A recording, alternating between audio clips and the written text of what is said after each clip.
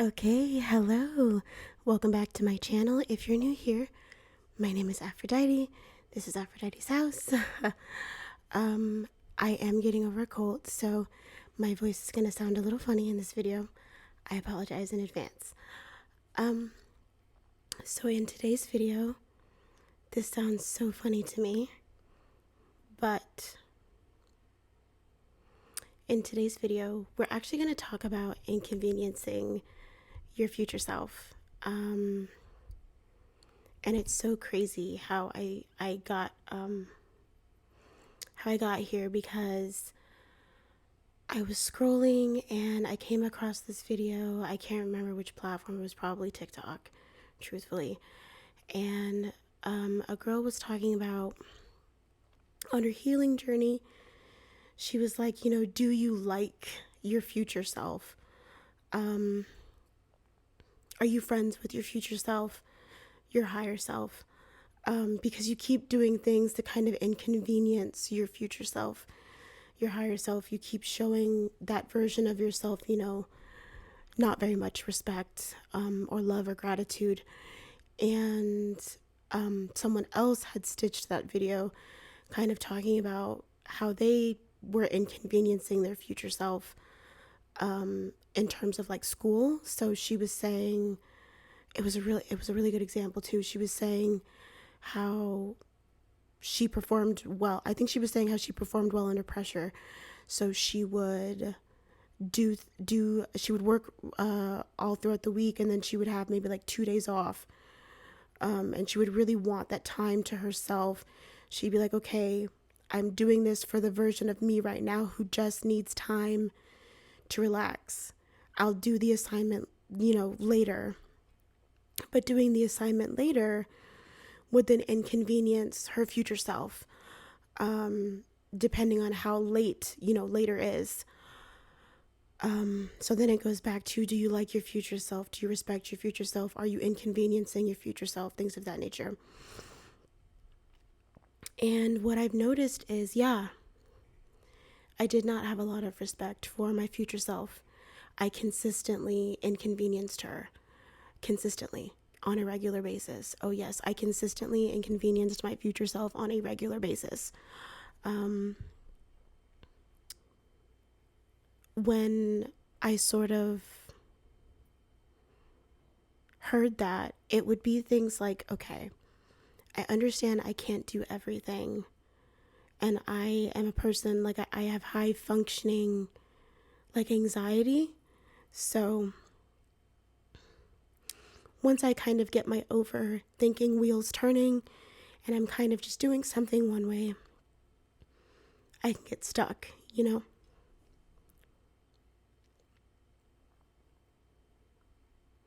But this was a situation of needing to get unstuck, unsticking the mind, really doing one thing at a time, getting tasks done, taking rests when I need to, being kind to my current self, but also not inconveniencing my future self, right? So not doing things at the very last second, especially small tasks too, like the really small ones. There's just no excuse.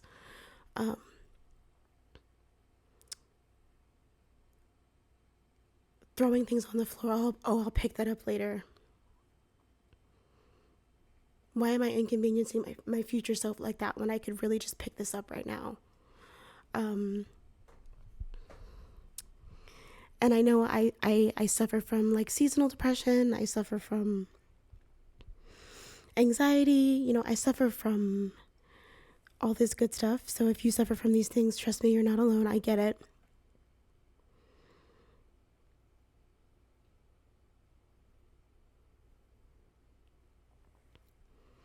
I think at some point, though, we do kind of have to stop allowing that to be our excuse for doing some things. At some point, we have to push ourselves to get on the right track. And so hearing that question, are you inconveniencing your future self? Are you friends with your future self? Do you love your future self, or are you just kind of existing for right now and trying to be kind to the version of you, who you're friends with right now and who you're trying to make up, dealing childhood trauma. When you're healing from childhood trauma, and so you're doing all of those things now that you didn't do then, so you're trying to be kinder to that version of yourself now. That's great, but are you friends with the future version of yourself? You know what I mean? Those types of things really, really made me sit down and think, because I realized that I really was truthfully inconveniencing myself in a lot of ways. And I had no excuse. I had no excuse whatsoever.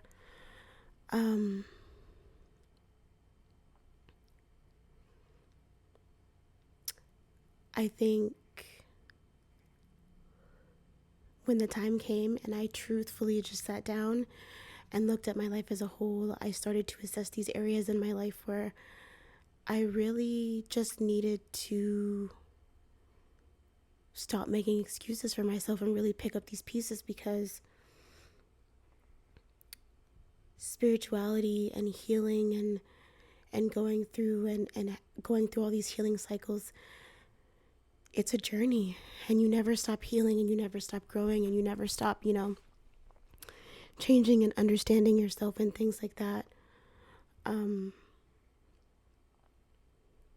But you also can't really move on to the next stage until you accept the part that you willfully played in allowing parts of your life to be the way that they are, right? So not everything is 100% due to an outside source. Sometimes you're doing it to yourself, and you have to accept your part in that. You have to accept the part that you played. Give me 1 second. I'm just going to adjust. Okay. So I believe that spirituality is a beautiful tool to help you uncover parts of yourself and heal multiple parts of yourself. We've had this conversation before. I talked to you about the tools that I use to start different sections of healing in my life, the Moldavite, different things, retreats I may go on, practices that I may come across, practices that I was born into, things of that nature.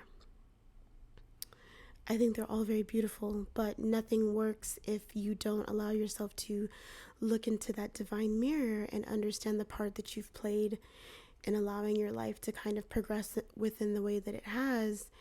And lately, that's kind of been, where I'm at. I'm currently getting ready to enter into my Saturn return. So it's a lot of understanding the role that I have played in allowing people to kind of walk all over me and treating me the way that I've been treated and things of that nature, right? Because we kind of allow these things after a while.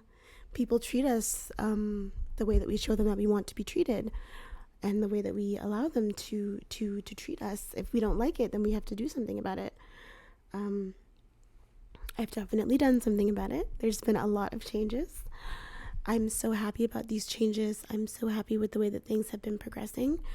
But again, healing is a lifelong journey, and every stage is different, and you uncover something different, and you learn something just so very profound about yourself, about the world around you, about those around you, and about how they can help you heal, about how you can help heal them.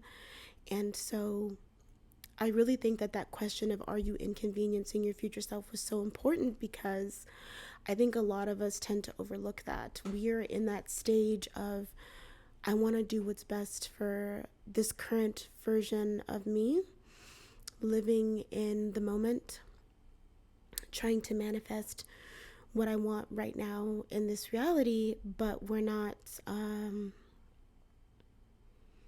necessarily thinking too far into the future, and that can sort of lead to us inconveniencing our future self as well. There has to be a balance, right? Forgiving our past self, embracing our current self, and loving our future self, because that's who we want to be.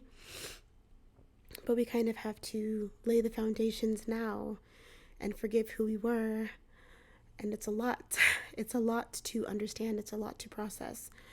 And that comes in different stages as we grow and as we uncover more, because sometimes the things that we learn at 28 are not the same things that we learn at 35, right? I'm not 35 or anything. I'm not in my 30s yet, but I'm saying,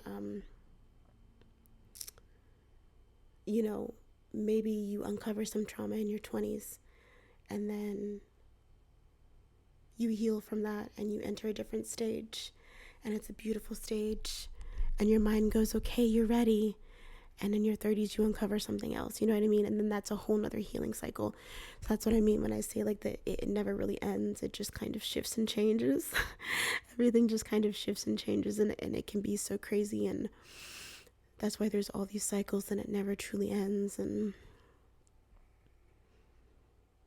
it never really ends, does it? But it's worth it. And I think that the more we ask ourselves these questions and the more we do these deep dives and analysis on ourselves,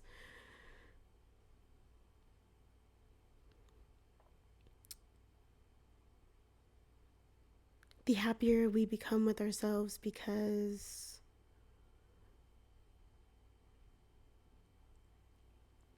we just fall into alignment a lot easier that way. I feel like it's the small things. When I started saying, when I stopped saying I was going to do it later, like picking my clothes off the floor, like something as simple, like when I did this makeup look, it's usually like I'll do a makeup look, I'll do a small little photo shoot, I'll film a video, get the most out of the look. Oh, I'll put my makeup away, after I do everything. Why?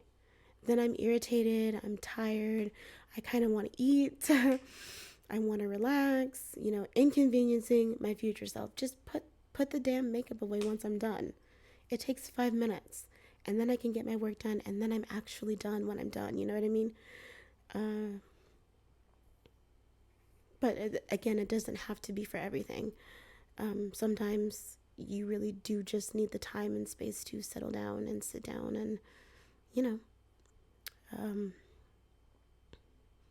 do things in the future. There's nothing wrong with that too. But yeah, I guess my question is, have you been inconveniencing your future self? Because when I heard that, I was like, wow, a lot of stuff is clicking and it's kind of making sense. So I'm curious to know what you think and how you've been feeling, and where your mind's at hearing this. Just, yeah. Anyways, this has kind of been a short little update video. My Moldavite update video is coming very soon. I keep meaning to record it, but then I just get so busy with other stuff. So life is lifing. I have a toddler, so they bring home literally everything known to man, sickness wise. So I've just been kind of kicked back, completely knocked back. Yeah, so let me know, have you been inconveniencing your future self? Have you been healing your trauma? Have you forgiven your past self? What's going on? Talk to me. Let's talk to each other. Let's talk about it. Let's start a dialect. I love these conversations. But until the next video, I hope you stay safe and prosperous, and I hope you continue to thrive and heal and continue to be the best and just greatest version of yourself. And I will see you in the next one. Bye.